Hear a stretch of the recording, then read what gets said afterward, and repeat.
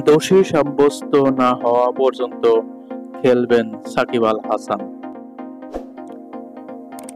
প্রথমে হত্যা মামলা, এরপর জাতীয় দল থেকে বাদ দিয়ে সাকিব আল হাসানকে দেশে ফিরিয়ে আনতে উকিল নোটিশ। সাকিব তো বটেই, তাকে নিয়ে একটু চাপে পড়ে গিয়েছিল বিসিবি।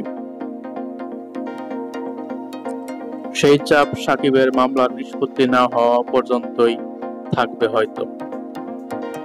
তবে সাকিব যেহেতু বিসিবির চুক্তিভুক্ত ক্রিকেটার এবং এই মুহূর্তে জাতীয় দলের একজন গুরুত্বপূর্ণ সদস্য হিসেবে পাকিস্তান সফরে আসছেন, বিসিবি তাকে সব রকমের আইনি সহায়তা দেওয়ার সিদ্ধান্ত নিয়েছে।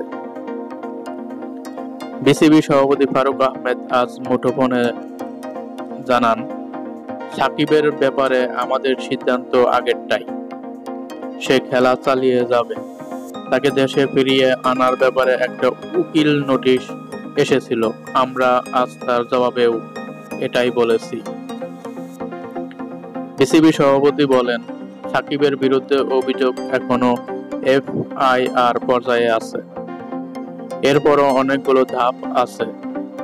যতক্ষণ না তার বিরুদ্ধে অভিযোগ প্রমাণিত হবে, ওকে আমরা খেলাবো। পাকিস্তান সফরের পর দল ভারতে যাবে, সেখানেও আমরা সাকিবকে চাই। বোর্ড সভাপতি বলেছেন, বিসিবির কাছ থেকে এই মামলায় আইনি সহায়তাও পাবেন সাকিব।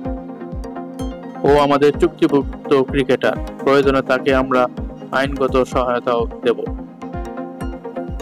আগামী 30 আগস্ট রাওয়ালপিন্ডিতে পাকিস্তানের বিপক্ষে দ্বিতীয় টেস্ট খেলতে নামবে বাংলাদেশ দল।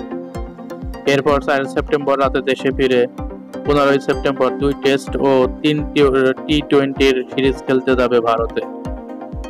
মাঝের এই সময়টায় সাকিব অবশ্য দেশে ফিরছেন না, ইংল্যান্ডের সারের হয়ে কাউন্টি খেলতে যাবেন তিনি। সেজন্য বিসিবি তাকে অনাপত্তিপত্রও দিয়েছেন বলে নিশ্চিত করেছেন বিসিবি সভাপতি ফারুক আহমেদ।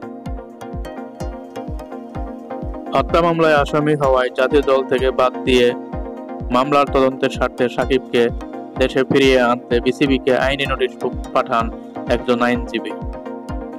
আজ সেটিরও জবাব দিয়েছে বিসিবি, যেখানে আইনজীবীদের মাধ্যমে সাকিবের পক্ষে বিসিবি তাদের দৃঢ় অবস্থানের কথাই জানিয়ে দিয়েছেন।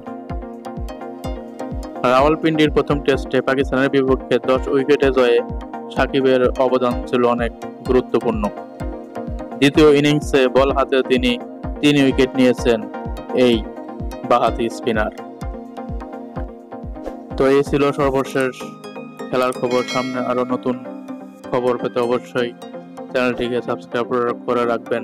সবাই ভালো থাকবেন, সুস্থ থাকবেন। আল্লাহ হাফেজ।